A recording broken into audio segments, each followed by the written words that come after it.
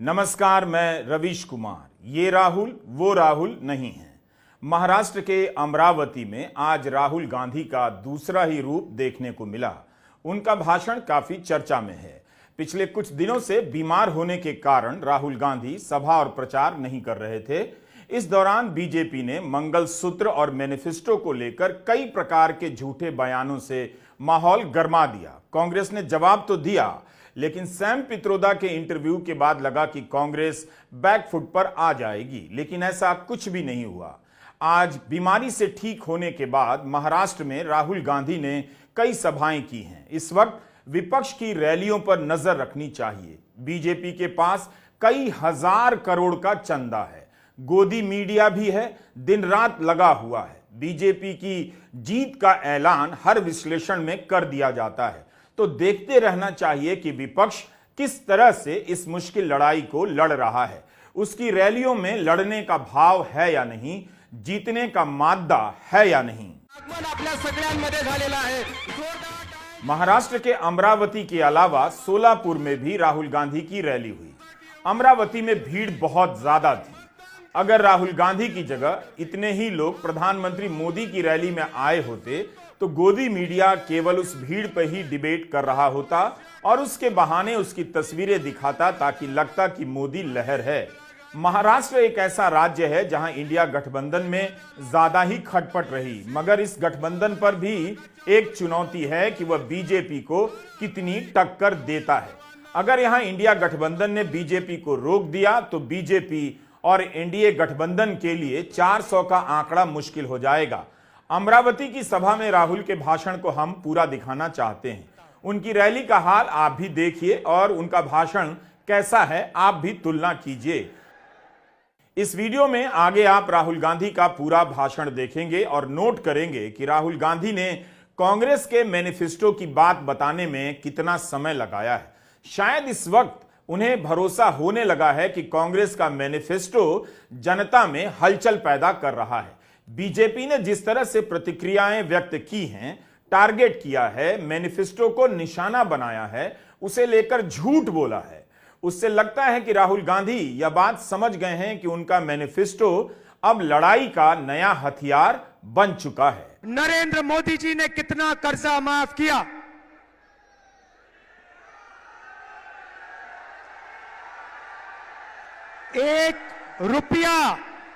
एक रुपया हिंदुस्तान के गरीबों का नरेंद्र मोदी ने माफ नहीं किया। 16 लाख करोड़ रुपए का मतलब 25 साल का मनरेगा। 16 लाख करोड़ रुपए का मतलब जितना हमने किसानों का कर्जा माफ किया था, अगर आप उसे 25 बार करो तो 16 लाख करोड़ रुपए बनते हैं। नरेंद्र मोदी जी ने 22-25 लोगों को 25 साल का मनरेगा का पैसा पकड़ा दिया और फिर कहते हैं कि गरीबों की सरकार चलाते हैं। उन्होंने 22 अरब पतियों की मदद की। तो आज मैं आपको साफ बताने आया हूं, हमारा जवाब क्या है, मैं आपको बताने आया हूं। उन्होंने अरबपति तैयार किए, हम करोड़ों लाखपति बनाने जा रहे हैं। बीजेपी ने संपत्ति के बंटवारे को लेकर कई तरह के झूठ बोले, ऐसे झूठ जो कांग्रेस के मैनिफेस्टो में है भी नहीं। प्रधानमंत्री ने भी बोला, ऐसी बातें कह दी जो मैनिफेस्टो में लिखा तक नहीं है। राहुल गांधी को लगता है कि उनका मैनिफेस्टो एक मौका दे रहा है कांग्रेस पार्टी को और इंडिया गठबंधन को। आम आदमी शायद यह समझने लगा है कि गरीब परिवार में एक महिला को 1 साल में 1 लाख रुपया दिया जाएगा, यह बड़ी बात है, उसकी आर्थिक स्थिति बदल जाएगी। कांग्रेस के मैनिफेस्टो का यह हिस्सा तेजी से फैलता जा रहा है। यह इससे भी समझ में आता है कि बीजेपी महिलाओं को मंगलसूत्र के नाम पर डराने लग गई है। शायद इसी 1 लाख रुपया देने का असर हो। हर गरीब परिवार की लिस्ट बनेगी और हर गरीब परिवार में से एक महिला का नाम चुना जाएगा और उस महिला के बैंक अकाउंट में कांग्रेस पार्टी की सरकार, इंडिया गठबंधन की सरकार हर साल सीधे बैंक अकाउंट में 1 लाख रुपया डालने जा रही है।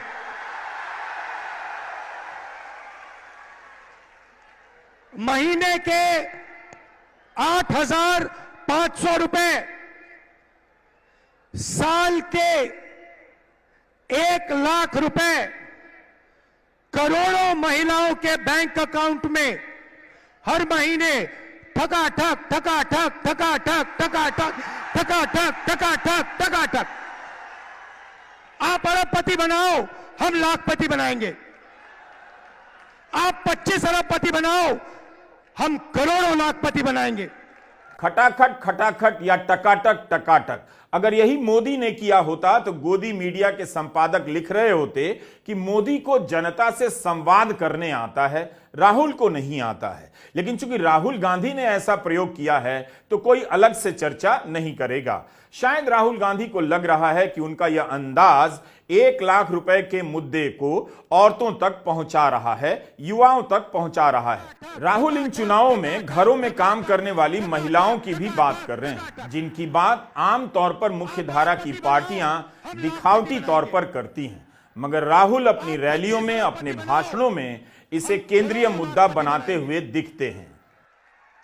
भाई और बहनों, सीधी सी बात है और महिलाएं ये बात अच्छी तरह समझेंगी। हिंदुस्तान में 21वीं सदी में स्त्री और पुरुष दोनों जॉब करते हैं। सही सही। मनरेगा महिलाएं भी करती हैं, पुरुष भी करते हैं। सही। तो जब आप जॉब करते हो, 8-10 घंटे की जॉब करते हो, स्त्री को भी पैसा मिलता है, पुरुष को भी पैसा मिलता है। सही, ठीक है। मगर हर महिला, इस देश की हर महिला 8 घंटे घर के बाहर जॉब करती है और फिर 8 घंटे घर में जॉब करती है, खाना भोजन बनाती है, बच्चों की देखभाल करती है, भविष्य की, हिंदुस्तान की के भविष्य की रक्षा करती है। मगर 8 घंटे के लिए आपको पैसा मिलता है, मगर जो घर में आप काम करती हैं उसके लिए आज तक आपको किसी सरकार ने पैसा नहीं दिया। यह बात शायद पुरुषों को अच्छी ना लगे, मगर यह हिंदुस्तान की सच्चाई है। देखिए, महिलाएं सब मुस्कुरा रही हैं, ये समझ गई बात। चुनाव शुरू होने से पहले कई विश्लेषण तो इसी पर थे कि महिला मतदाताओं का इस चुनाव में बड़ा रोल रहेगा, उस पर प्रधानमंत्री मोदी का ही प्रभाव है। अमरावती रैली में राहुल गांधी के भाषण को सुनते वक्त यही लगा कि राहुल लगातार महिलाओं से सीधा संवाद कर रहे हैं। यही बात हमने प्रियंका गांधी की रैली में भी देखी। वे महिलाओं से बिल्कुल घरेलू स्तर पर जाकर बात करती हैं। हो सकता है कि राहुल और प्रियंका की यह रणनीति हो कि महिलाओं से ठीक से, आराम से और विस्तार से संवाद करना है। कि ये लोग महिलाओं का संघर्ष नहीं समझ सकते। महिलाओं के दिल में जो सेवा भाव होता है ना, वो सेवा भाव हमारे इस देश की सारी परंपराओं का आधार है। वही सेवा भाव, वो जो महिला जो रात को सोएगी नहीं जब तक सारे नहीं सो जाएंगे घर में, वो महिला जब परिवार में संकट आता है, पैसों की कमी होती है, तो वो अपने गहने गिरवी रखेगी। वो भूखी सोएगी लेकिन किसी और को भूखा नहीं सोने देगी। उसका संघर्ष ये लोग नहीं जानते। और अगर मोदी जी मंगलसूत्र का महत्व समझते तो वो ऐसी अनैतिक बातें नहीं करते। किसान पर कर्ज चढ़ता है तो उसकी पत्नी अपने मंगलसूत्र को गिरवी रखती है। बच्चों की शादी होती है या दवाई की जरूरत होती है तो महिलाएं अपने गहने गिरवी रखती हैं। ये बात ये लोग नहीं समझते और इसका प्रमाण ये है कि जब नोटबंदी हुई और महिलाओं की बचत इन्होंने ली, इन्होंने कहा कि बैंकों में पहुंचाओ, तब मोदी जी कहां थे? तब मोदी जी क्या कह रहे थे? ले रहे थे आपसे।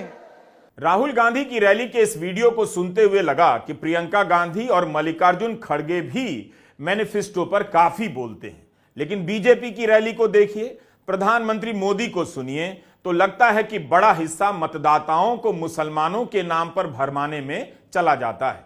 मोदी अपने घोषणा पत्र की बात विस्तार से करते हैं या नहीं, आप उनका वीडियो जरूर देखिए। हम एक बार उनके वीडियो का भी विश्लेषण करेंगे, वैसे पहले कर चुके हैं। जिस तरह से राहुल गांधी और कांग्रेस के नेता अपने मैनिफेस्टो की बात करते हैं, क्या नरेंद्र मोदी भी अपनी सभाओं में बीजेपी के मैनिफेस्टो का उस तरह से उल्लेख करते हैं? राहुल गांधी और प्रियंका गांधी की रैलियों को गोदी चैनलों पर नहीं दिखाया जाता है, वैसे जैसे मोदी का दिखाया जाता है। अभी एक रिपोर्ट आई कि गोदी मीडिया ने जो डिबेट किए हैं पिछले कुछ हफ्तों में, सैकड़ों डिबेट किए हैं, लेकिन उसमें रोजगार, महंगाई जैसे मुद्दों पर नाम मात्र ही चर्चा हुई है, डिबेट हुआ है। अमरावती में राहुल गांधी काफी उत्साह में दिखे।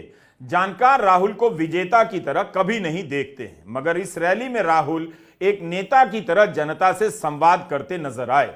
हम रैली पर आएंगे, मगर उससे पहले दिल्ली में राहुल गांधी ने एक बात कही कि वे जब भी जनता के मुद्दे उठाते हैं, मीडिया यह छवि बनाता है कि राहुल राजनीति में सीरियस नहीं है। राहुल गांधी को यह समझ में आ गया है कि वे मीडिया के बनाए हुए, गढ़े हुए राहुल गांधी से काफी अलग राहुल बन चुके हैं। मीडिया की बनाई इस छवि के अनुसार अगर आप उस राहुल को देखेंगे तो आज उस राहुल को नहीं देख पाएंगे जो अब बन चुके हैं। क्या लंबी पदयात्राओं ने राहुल गांधी को बदल दिया है? जनता के बीच जाना, उसके बीच लगातार रहना उन्हें बदल रहा है। राहुल अब पहले से कहीं ज्यादा जनता के बीच सहज नजर आते हैं, घुले मिले नजर आते हैं। 2014 के बाद विपक्ष की खामियों पर हर दिन रिपोर्ट आती है, कोई ना कोई लेक्चर दे रहा होता है। यह एक डिजाइन के तहत भी किया जाता है कि विपक्ष नकारा है, सक्षम नहीं है। लेकिन इस पदयात्रा ने राहुल गांधी को इस तनाव से मुक्त कर दिया कि दिल्ली के जानकार उनके बारे में क्या सोचते हैं और राजनीति में केवल विजेता ही होता है। राहुल समझ गए हैं कि राजनीति में पदयात्री भी होता है। जो चलना सीख गया वो बोलना भी सीख जाता है। राहुल गांधी का कितना मजाक उड़ाया गया, अब वही राहुल उस मीडिया से अपने मजाक का हिसाब लेते नजर आ रहे हैं। मीडिया में मेरे बारे में कहते थे कि पॉलिटिक्स में इंटरेस्टेड नहीं है, नॉन सीरियस है। आपने देखा होगा मीडिया में 24 घंटा non serious. MNREGA non serious, जमीन अधिकरण bill non serious, Niyamgiri non serious, Bhatta Parsaul non serious, Amitabh Bachchan, Aishwarya Rai, Virat Kohli serious.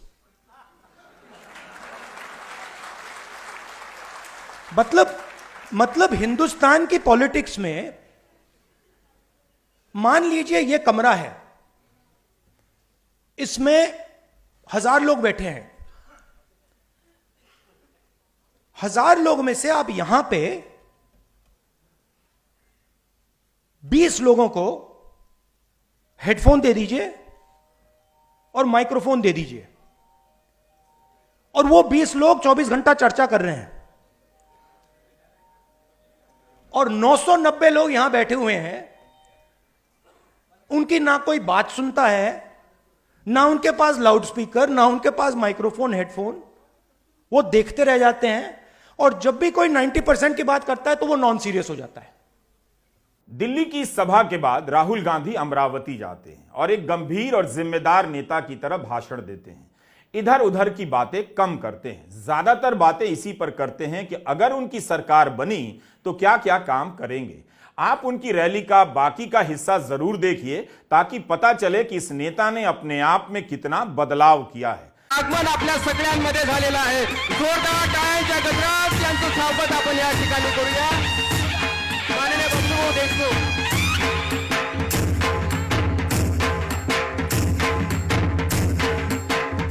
सर्वात वतीनं नमन करतो.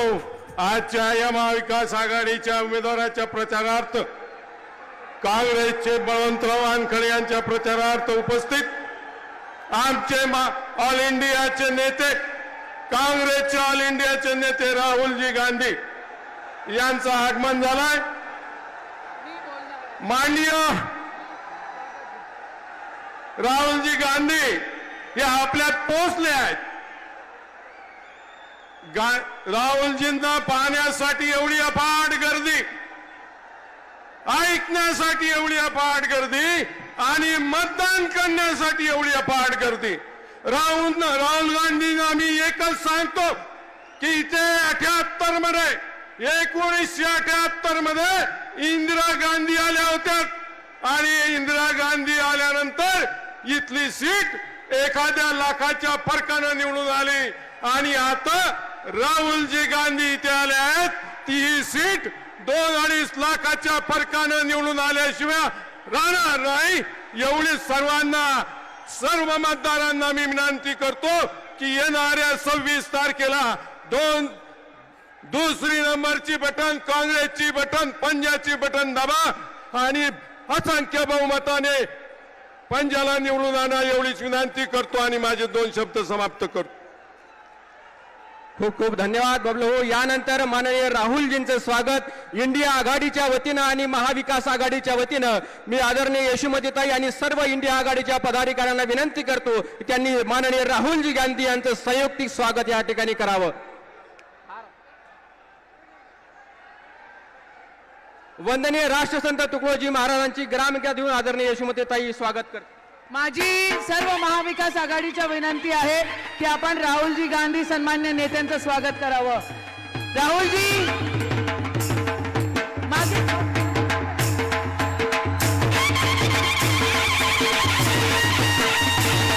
माननीय राहुलजी गांधी यांचं स्वागत इंडिया आघाडीच्या वतीनं आणि महाविकास आघाडीच्या वतीनं या पंजाबराव देशमुखांच्या भूमीत होत आहे.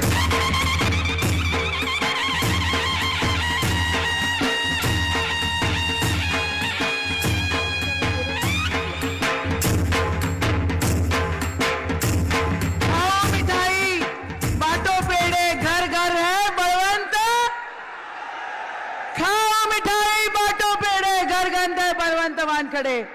बळवंत दादा, मी आपल्याला विनंती करते की सन्मान्य राहुलजी गांधी या ठिकाणी आलेले आहेत आणि त्यांच्यासाठी जोरदार टाळ्या. बोलो राहुल गांधी.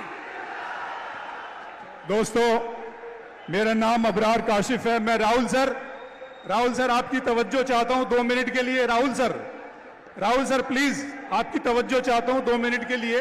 मेरा नाम अबरार काशिफ है और मैं अमरावती वासियों की तरफ से आपके आगमन पर आपका इस्तकबाल और खुशामदीद कहता हूं और यह कहना चाहता हूं, तालियां बजाकर स्वागत कीजिएगा. 4 पंक्तियां पढ़ता हूं. यह कहना चाहता हूं कि कौन से शहर में है और कहां है प्यारे, कौन से शहर में है और कहां है प्यारे, तू जिसे ढूंढ रहा है वो यहां है प्यारे. कौन से शहर में है और कहां है प्यारे, तू जिसे ढूंढ रहा है वो यहां है प्यारे. प्यार की एक नजर डाल और खरीद मुझे, ये मेरा दिल तो मोहब्बत की दुकान है प्यारे. राहुल गांधी.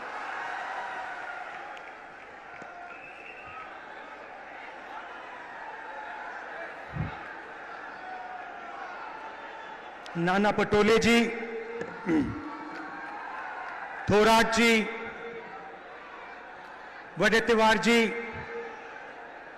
यशोमती ठाकुर जी, सूर्यवंशी जी, देशमुख जी, मुजफ्फर हुसैन जी और हमारे कैंडिडेट्स बलवंत वानखेड़े जी, अभय पाटिल जी, वसंत राव जी, सीनियर नेता गठबंधन के हमारे नेता गठबंधन के प्यारे कार्यकर्ता, भाइयों और बहनों, प्रेस के हमारे मित्रों, युवाओं, आप सबका यहां बहुत बहुत स्वागत। गर्मी में आप आए, दूर दूर से आए, आपको कष्ट हुआ, इसके लिए दिल से आपको धन्यवाद करता हूं।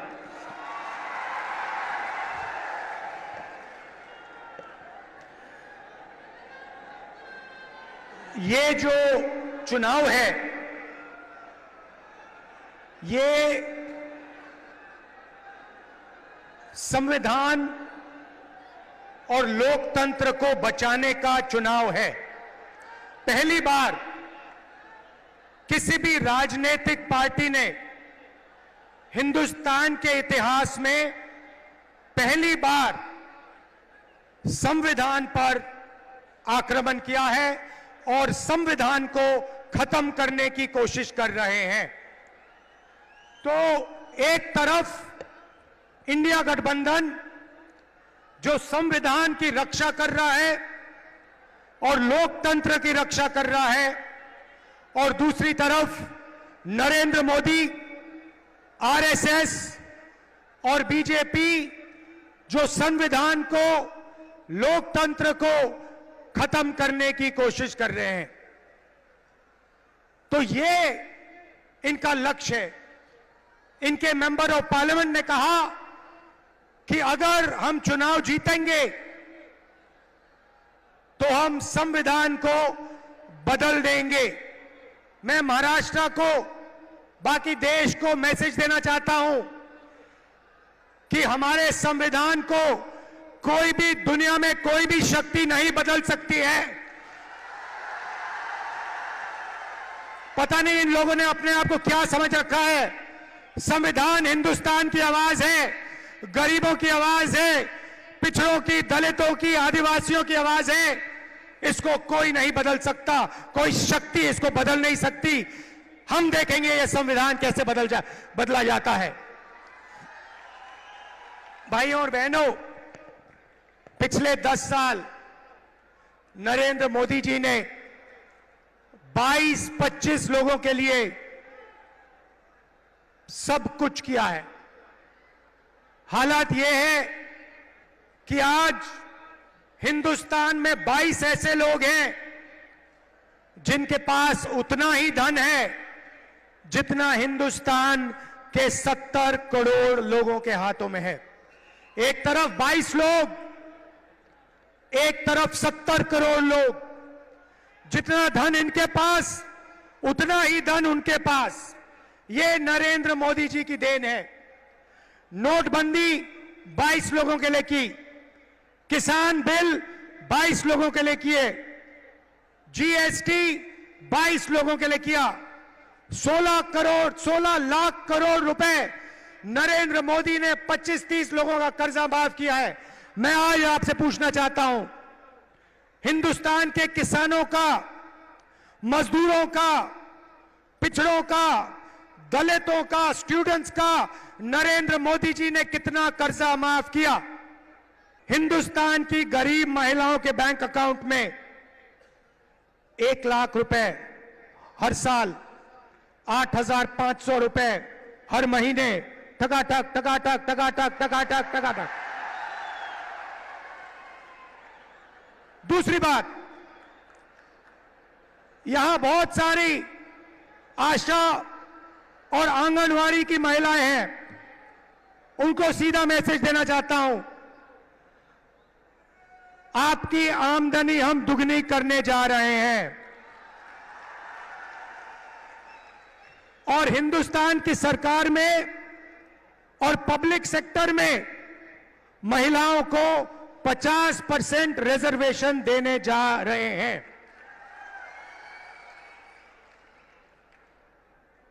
ये थी पहली लाखपतियों की लिस्ट। अब मैं आपको दूसरी लाखपतियों की लिस्ट देने जा रहा हूं।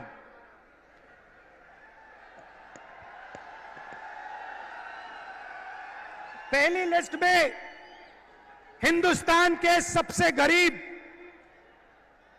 परिवारों को हम 1 लाख रुपए देने जा रहे हैं।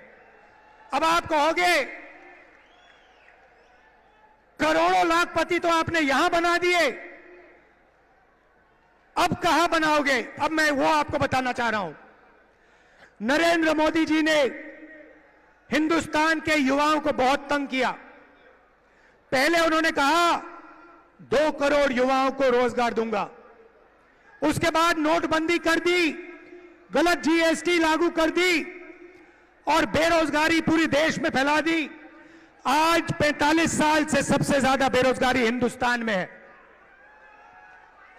युवा, करोड़ों युवा सड़कों पे, कस्बों पे आगे पीछे दौड़ते हैं रोजगार ढूंढते हुए, और अमीर घर के बेटे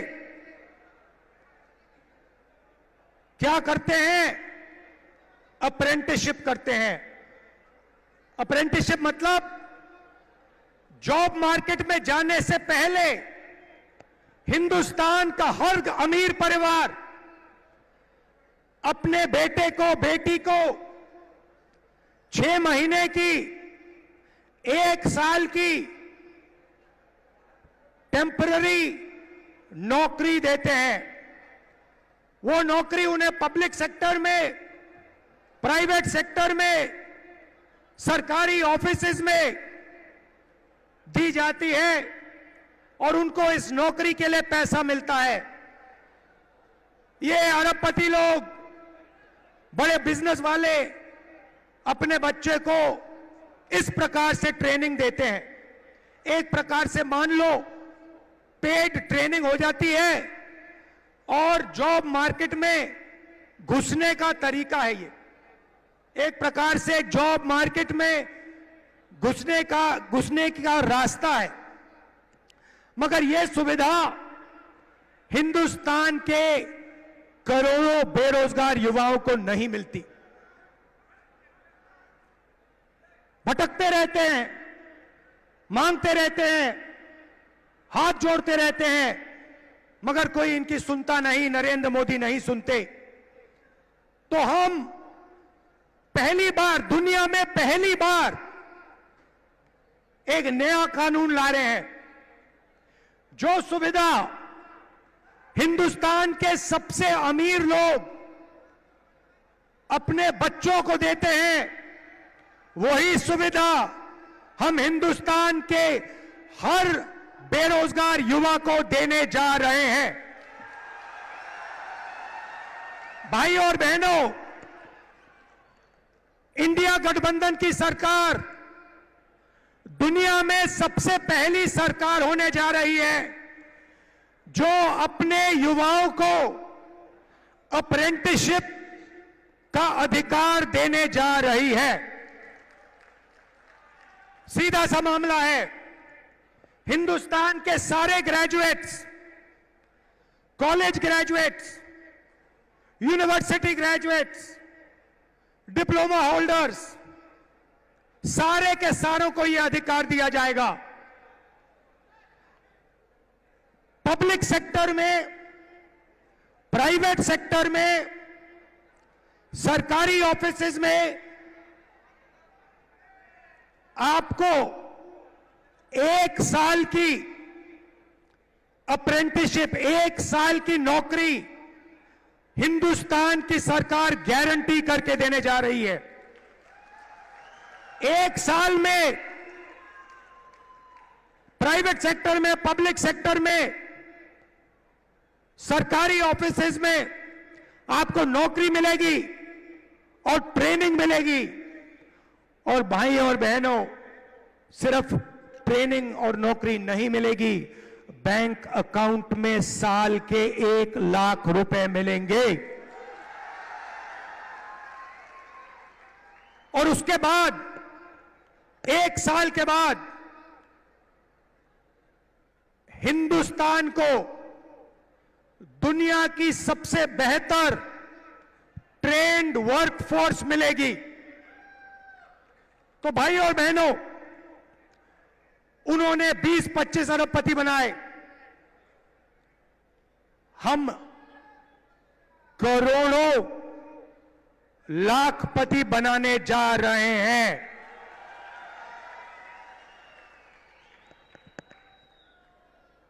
अब यहां किसान बैठे हैं? अब किसान कहेंगे राहुल जी आपने महिलाओं की बात कर दी, आपने बेरोजगार युवाओं की बात कर दी, हमारा क्या होगा? सबसे पहले हिंदुस्तान के प्यारे किसानों, ये जो 1 लाख रुपए महिलाओं के जाएंगे और 1 लाख रुपए हिंदुस्तान के बेरोजगार युवाओं को जाएंगे, ये आपको भी मिलेंगे क्योंकि आपके घर में भी ये पैसा आएगा। मगर वो शुरुआत है। नरेंद्र मोदी जी ने 10 साल में आपका कर्जा माफ नहीं किया। हम आते ही किसानों का कर्जा माफ करेंगे।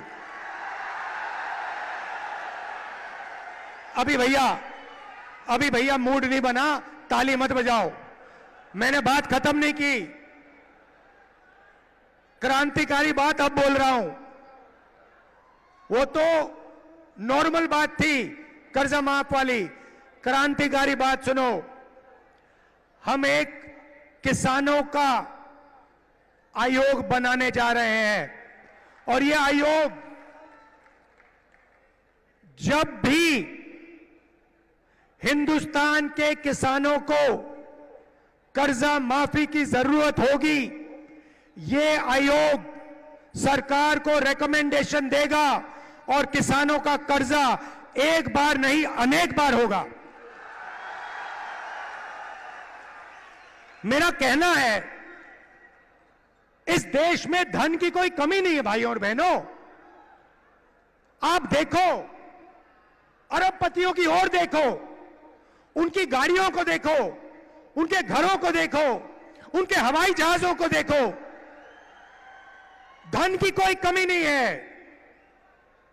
मैं सिर्फ यह कह रहा हूं कि अगर अरबपतियों का कर्जा माफ हो सकता है तो गरीबों का भी कर्जा माफ हो सकता है। मैं सिर्फ न्याय मांग रहा हूं। आप उनका करो मगर फिर किसानों का भी करो। अगर किसानों का नहीं कर रहे हो तो फिर उनका भी मत करो। अब आखिरी और सबसे मजेदार बात, आज मैं आपका मूड बनाने आया हूं। आज मैं आपको खुश करने आया हूं, नया सपना दिखाने आया हूं। अब सबसे मजे की बात, ये जो मैंने आपको बताया ये तो शुरुआत है, मगर क्रांतिकारी बात भाइयों और बहनों, ये देखो, ये हमारे मीडिया के मित्र हैं, इनकी ओर देखो।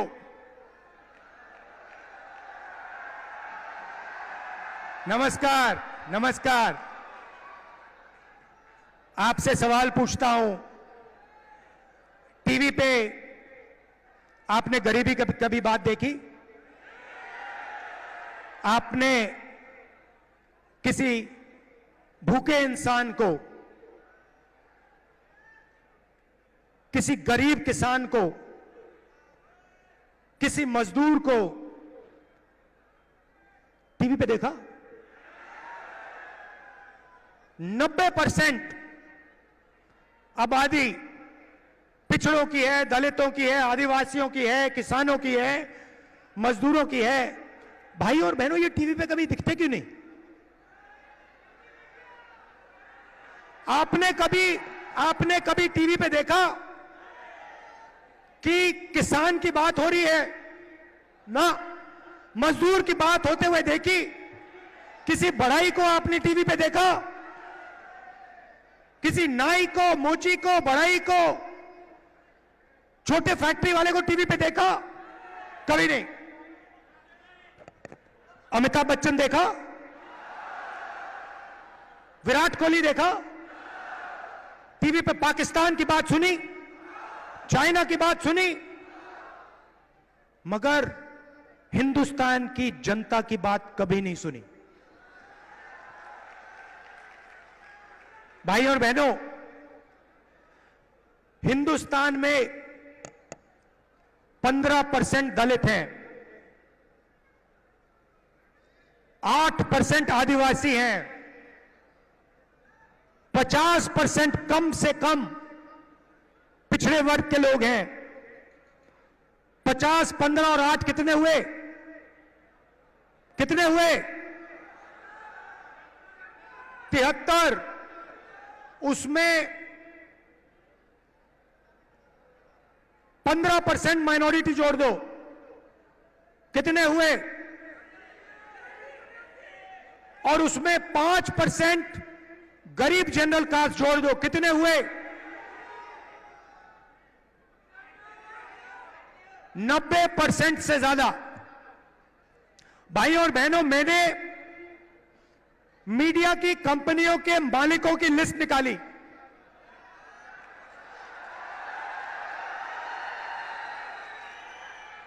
और इनके जो बड़े से बड़े एंकर हैं उनकी लिस्ट निकाली। मैंने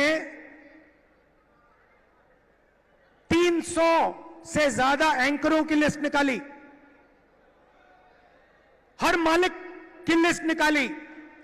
और भाई और बहनों, मजे की बात आपको बताता हूं, उस लिस्ट में ना एक दलित, ना एक पिछड़ा, ना एक आदिवासी, ना एक गरीब जनरल कास्ट का व्यक्ति,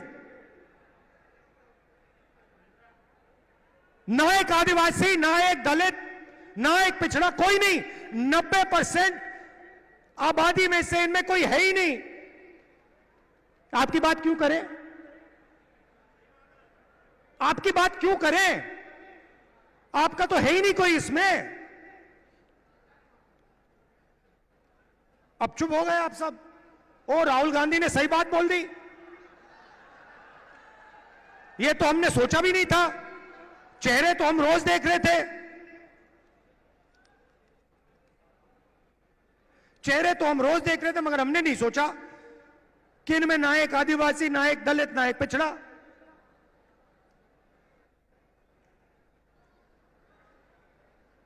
ठीक है, छोड़िए। शायद हिंदुस्तान की 90% आबादी मीडिया में भागीदारी चाहती नहीं, हो सकता है। तो चलिए हिंदुस्तान की सबसे बड़ी कंपनियों की बात करते हैं। 200 कंपनी है हिंदुस्तान में, नाम आप जानते हो, अदानी, अंबानी, ये नाम जानते हो। इनकी मालिकों की लिस्ट निकाली मैंने, और इनके जो सीनियर मैनेजमेंट है, बड़े बड़े जो अफसर हैं, इनकी लिस्ट निकाली। भाई और बहनों, 90% में से इनमें भी एक नहीं है। 200 सबसे बड़ी कंपनियों में एक मालिक ओबीसी वर्ग, दलित वर्ग, आदिवासी वर्ग या गरीब जनरल कास्ट से नहीं है।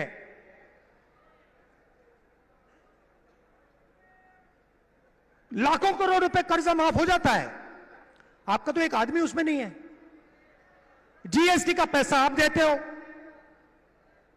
जितनी जीएसटी आप देते हो उतनी अदानी देता है।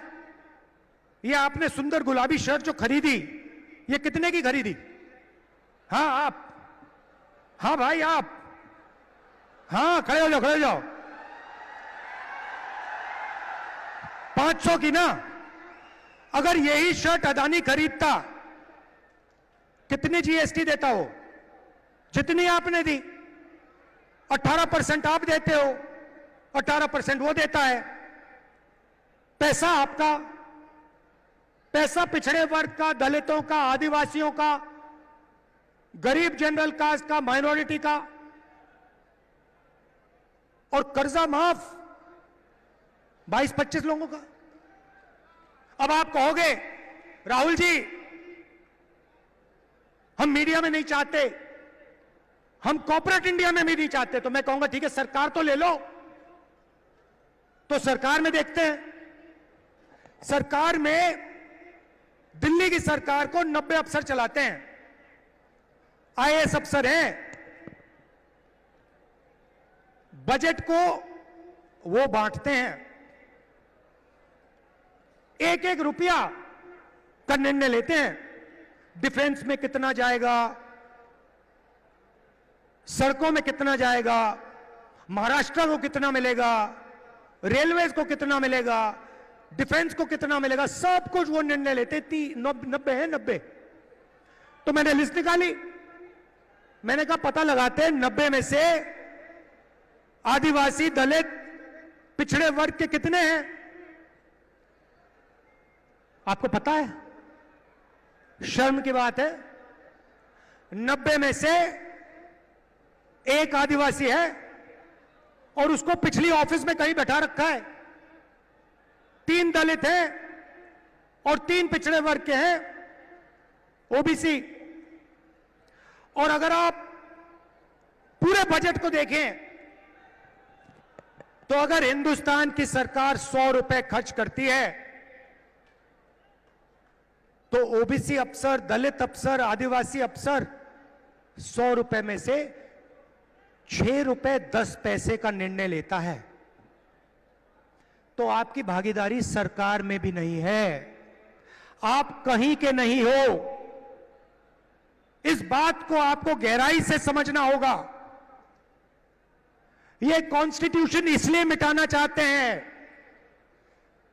कि आपको अपनी सच्ची शक्ति ना समझ आ जाए, कि आपको अपनी सच्ची आबादी, सच्ची पावर ना समझ आ जाए। क्योंकि अगर आपको आ गई तो संविधान से आप दूसरा काम निकालोगे। यह संविधान एक किताब नहीं है भाइयों और बहनों, यह गरीबों का हथियार है।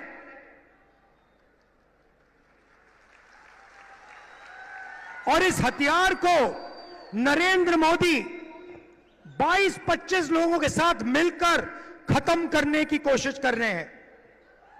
और जब भी मैं इस बात को बोलता हूं, नरेंद्र मोदी आपके ध्यान को इधर उधर ले जाते हैं। कभी पाकिस्तान, कभी चाइना, इधर उधर इधर उधर। सीधा सा उदाहरण, राम मंदिर का इनॉग्रेशन आपने देखा? पार्लियामेंट का उद्घाटन आपने देखा? राष्ट्रपति का चेहरा आपने उद्घाटन में देखा? क्यों नहीं? हिंदुस्तान की हेड ऑफ स्टेट है, राष्ट्रपति हैं, आदिवासी हैं, उनको ना राम मंदिर में जाने दिया और ना नए पार्लियामेंट में घुसने दिया। और फिर आदिवासियों की बात करते हैं, आपको नया नाम दे दिया, वनवासी। आप वनवासी नहीं हो, आप आदिवासी हो। आदिवासी का मतलब वो लोग जो हिंदुस्तान के पहले मालिक थे।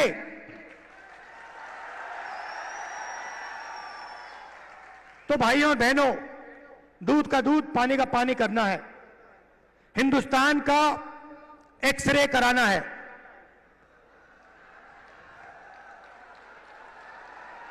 एक्सरे का मतलब जाति जनगणना। जाति जनगणना के बाद दलितों को, आदिवासियों को, पिछड़ों को, गरीब जनरल कास्ट के लोगों को, माइनॉरिटीज को, सबको अपनी आबादी के बारे में साफ पता लग जाएगा। किसकी कितनी आबादी है। और जाति जनगणना के साथ हम इकोनॉमिक सर्वे कराएंगे, हिंदुस्तान की हर संस्था का सर्वे कराएंगे और दूध का दूध, पानी का पानी हम कर देंगे। ये जैसे सफेद क्रांति हुई, हरी क्रांति हुई, ये क्रांतिकारी निर्णय है भाइयों और बहनों। और ये काम हम सरकार बनाने के एकदम बाद करने जा रहे हैं। तो ये मैं आज आपसे कहने आया था। मजा आया? जितना पैसा भाइयों और बहनों, जितना वो अरबपतियों को देंगे ना, जितना अरबपतियों को देंगे, उतना हम किसानों को, मजदूरों को, गरीबों को, पिछड़ों को, दलितों को, आदिवासियों को देंगे। तो याद रखिए, दो तरीके से हम लाखपति बनाने जा रहे हैं। महालक्ष्मी योजना और अप्रेंटिसशिप का अधिकार। और इन दो क्रांतिकारी काम करने के बाद हिंदुस्तान का चेहरा बदलने जा रहा है। आप सबका दिल से धन्यवाद करता हूं। इतनी गर्मी में आप आए, इतने प्यार से आपने मेरी बात सुनी। नफरत के बाजार में मोहब्बत की दुकान खोलनी है। जय हिंद। बहुत बहुत धन्यवाद। भारत माता की, भारत माता की। माननीय राहुल जी गांधी को आप अपने अमरावती का प्यार की बात कहते हुए। राहुल गांधी 2024 के चुनाव में 2019 से 2014 से कितना अलग हैं, इस पर बात हो सकती है, होनी भी चाहिए। मेरे हिसाब से इस बार के राहुल गांधी काफी अलग हैं। वे स्वाभाविक नेता की तरह लगते हैं। उनके भाषणों में हारने का तनाव नहीं दिखता। वे इस भय से मुक्त नजर आते हैं, इसलिए अपने भाषण में जनता को डराते भी नहीं, भरमाते भी नहीं, धर्म का इस्तेमाल नहीं करते हैं। 2024 का चुनाव दरअसल व्हाट्सएप यूनिवर्सिटी में हो रहा है। वहां पर धर्म को लेकर ही प्रचार और प्रोपेगेंडा चल रहा है। अगर आपका कोई रिश्तेदार, परिवार का कोई सदस्य व्हाट्सएप यूनिवर्सिटी से इस चुनाव के लिए समझदारी बना रहा है, तो प्लीज उसकी मदद कीजिए, उसे दूर कीजिए। ध्रुव राठी ने भी इस पर एक वीडियो बनाया है कि कैसे व्हाट्सएप यूनिवर्सिटी से लोगों का ब्रेन वॉश कर दिया गया है। आप वो वीडियो जरूर देखिएगा। नमस्कार, मैं रवीश कुमार।